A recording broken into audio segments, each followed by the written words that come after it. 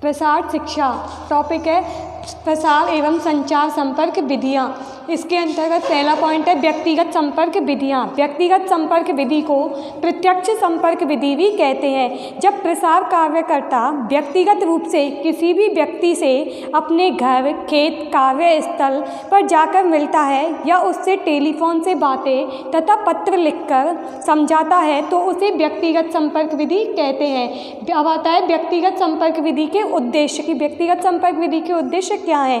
लोगों से सहयोग प्राप्त करना, ग्रामीणों की रुचि तथा प्रमुख समस्याओं को जानने में मदद मिलती है, ग्रामीणों की समस्याओं में समाधान किया जाता है तथा लोगों से मधुर संबंध स्थापित किए जाते हैं, लोगों से विचारों का आदान प्रदान तथा नवीन बातें सीखने को मिलती हैं, लोगों में छिपे गुण तथा उनके अंतर्गत नेतृत्व का विकास होता है।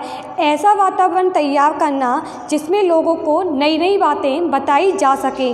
अब आता है व्यक्तिगत संपर्क विधि के लाभ कि व्यक्तिगत संपर्क विधि के लाभ ग्रामीण समस्याओं तथा क्रियाकलापों की सभी सूचनाएं प्राप्त हो जाती हैं, जिसके आधार पर कार्यक्रम बनाए जाते हैं। लोगों के साथ अपनापन तथा मधुर संबंध स्थापित हो जाता है तथा लोगों को सीखने के प्रति रुचि उत्पन्न हो जाती है और वे समस्याओं के निवारण हेतु स्वयं प्रयास करते हैं। इसके अंतर्गत सीखने की प्रवृत्ति बढ़ जाती है। प्रसार कार्यकर्ता तथा कार्यक्रम में लोगों का विश्वास सरलता से प्राप्त किया जा सकता है एक अच्छा नेता चुनने में हमें मदद मिलती है। अब आता है व्यक्तिगत संपर्क विधि की हानियाँ। इसमें धन, समय एवं शक्ति अधिक व्यय होती है। जिन लोगों से संपर्क स्थापित नहीं हो पाता उनमें हीन भावना उत्पन्न हो जाती है और वे कार्यक्रम का विरोध करने लग जाते हैं। सभी लोगों से संपर्क करना कठिन होता है, अतः इस विधि के अंतर्गत कुछ ही लोगों से संपर्क किया जा सकता है तथा लोगों की समस्याओं को ध्यान में रखकर कार्यक्रम नहीं बनाया जा सकता। सेकंड आता है समूह संपर्क विधियाँ। समूह संपर्क विधियाँ जब दो या दो से अधिक व्यक्ति एक साथ वार्तालाप करते हैं तो उसे समूह संपर्क विधि या ग्रुप कॉन्टैक्ट कहते हैं। इसमें सभी जाति, धर्म, वर्ग, संप्रदाय तथा समुदाय के लोग सम्मिलित होते हैं। उन सभी के विचार विमर्श करने तथा सीखने पूछने का अवसर भी दिया जाता है। वह समूह संपर्क विधि कहलाती है। समूह संपर्क विधि के अंतर्गत सभी प्रकार के प्रशिक्षण जैसे विधि प्रशिक्षण, परिणाम प्रदर्शन, सेमिनार, वार्ताएं आदि आते हैं। अब आता है समूह संपर्क विधि के लाभ। इसमें कम से कम समय में अधिक लोगों से संपर्क किया जा सकता है तथा उन्हें प्रभावित किया जा सकता है तथा उनमें सीखने की रुचि भी पैदा होती है। सभी लोग अपनी समस्याओं के बारे में चर्चा करते हैं तथा समाधान प्राप्त करते हैं। इससे उनकी समस्याओं, आवश्यकताओं, रुचि एवं उपलब्ध संसाधन का पता लग जाता है। द्वेष तथा भेदभाव की भावना भी नहीं पनपती। कार्यक्रम को सफल बनाने के लिए सभी का समर्थन प्राप्त हो जाता है।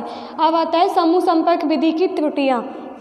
कई लोगों के विचारों में अंतर होने से मतभेद की स्थिति उत्पन्न हो जाती है। समूह संपर्क विधि के अंतर्गत समूह के द्वारा कार्यक्रम को अस्वीकार करने पर इस कार्यक्रम को दोबारा नहीं चलाया जा सकता या फिर दोबारा चलाने में कठिनाइयाँ उत्पन्न होती है। अब आता है विराट जन संपर्क विधियाँ। विराट जन जब कम से कम समय, ऊर्जा व्यय करके तथा एक साथ ही बहुत सारे लोगों के इस विधि के अंतर्गत एक साथ बहुत सारे लोगों के साथ संपर्क किया जा सकता है तथा यह विराट जनसंपर्क विधि कहलाती है। विराट जनसंपर्क विधि के अंतर्गत टेलीविज़न, रेडियो, टेप रिकॉर्डर, प्रदर्शनियाँ आदि आते हैं। विराट जनसंपर्क विधि के लाभ कि अति अल्प समय में अधिक से अधिक लोगों तक नवीन सूचनाएं, तथ्यों एवं अनुसंधानों की जानकारी भी पहुंचाई जा सकती है। ग्रामीण नेतृत्व विकसित करने में मदद मिलती है तथा कार्य के लिए उपयुक्त वातावरण का निर्माण होता है। अब आता है विराट जनसंपर्क विधि की त्रुटियाँ। व्यक्तिगत ध्यान देना संभव नहीं हो पाता तथा लोगों की समस्याओं एवं आवश्यकताओं का पता भी नहीं चल पाता है। लोग नवीन बातों, विचारों, उपकरणों, यंत्रों को अपना रहे हैं या नहीं, इसके बारे में भी जानकारी नहीं मिल पाती है। अब आता है व्यक्तिगत विधि के अंतर्गत आने वाली विधियाँ कि व्यक्तिगत विधि के अंतर्गत कौन कौन सी विधियाँ आती है। पहला आता है घर तथा कार्य स्थल पर जाकर भेंट। सेकंड है कार्यालय में भेंट। थर्ड आता है टेलीफोन से संपर्क और चौथा आता है व्यक्तिगत पत्र लिखना। पहला है घर, खेत तथा कार्यस्थल पर जाकर के भेंट।